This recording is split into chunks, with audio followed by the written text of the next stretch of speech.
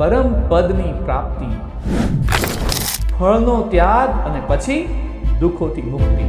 શું આપણે સતત જન્મ મરણ અને સફળતા નિષ્ફળતાના ચક્રમાં ફસાયેલા રહીએ છીએ?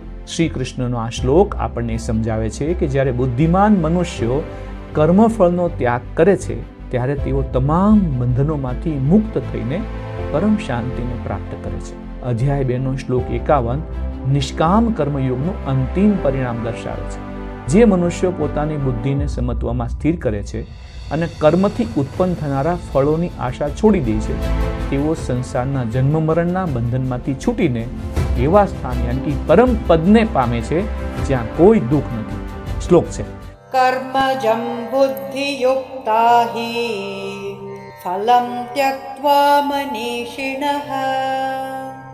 જન્મ બંધ વિનિર્મુક્તાઃ પદમ ગચ્છન્ત્યનામયમ.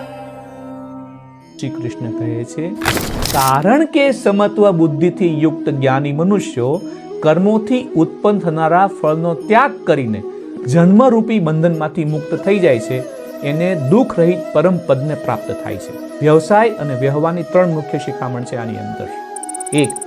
બંધન મુક્ત કાર્યશૈલી. વ્યવસાયમાં જ્યારે આપણે પરિણામ સાથે અતિશય આસક્ત થઈએ છીએ ત્યારે તે પરિણામ આપણને માનસિક રીતે બાંધી લે છે. આ શ્લોક આપણને એ શીખવે છે કે જો આપણે ફળની આસક્તિ છોડીશું તો આપણે વધુ મુક્ત મને અને નિર્ભયતાથી કાર્ય કરી શકીશું, જે અંતે વધુ સારી પ્રગતિ લાવી શકે છે. 2. સ્થાયી શાંતિનો માર્ગ. ભૌતિક સફળતા ક્ષણિક સુખ આપે છે, પરંતુ નિષ્કામ કર્મ કાયમી સંતોષ આપે છે. આપણને સમજાવવામાં આવ્યું છે કે સાચી સફળતા એ નથી જે બહાર દેખાય છે, પણ એ છે જે આપણને અંદરથી સ્થિર અને તણાવમુક્ત રાખે છે. 3જી વાત, દુઃખ રહિત અવસ્થા. અનામય પદ એટલે જ્યાં કોઈ રોગ કે દુઃખ નથી.